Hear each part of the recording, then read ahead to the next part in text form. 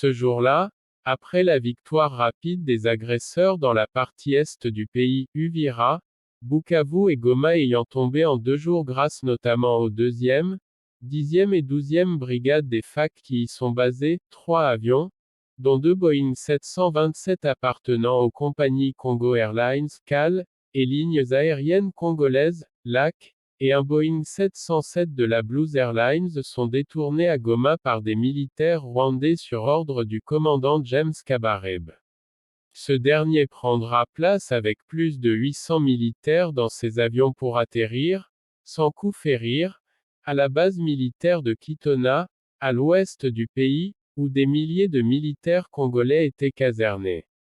Il s'agissait d'anciens membres des forces armées zaïroises FAZ, et de la garde prétorienne du président Mobutu, la division spéciale présidentielle, DSP, dont le régime de Laurent-Désiré Kabila se méfiait et qui avait été envoyés là afin d'être rééduqués, avant leur réintégration au sein des forces armées congolaises, FAC.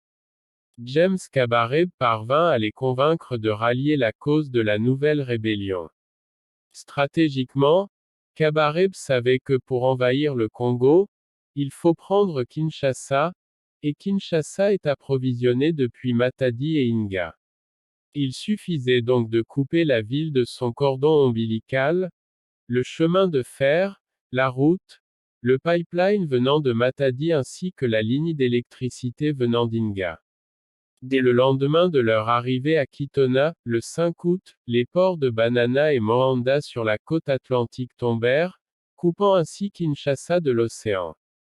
Puis, 5 jours après, le 10 août, le port fluvial de Matadi tomba à son tour. Enfin, le 13 août, les Rwandais s'emparèrent de l'immense barrage hydroélectrique d'Inga, coupant ainsi Kinshasa de son alimentation en électricité. Jusque-là, James et ses éléments avaient surmonté, sans difficulté, la faible résistance des éléments des FAC présents dans la province.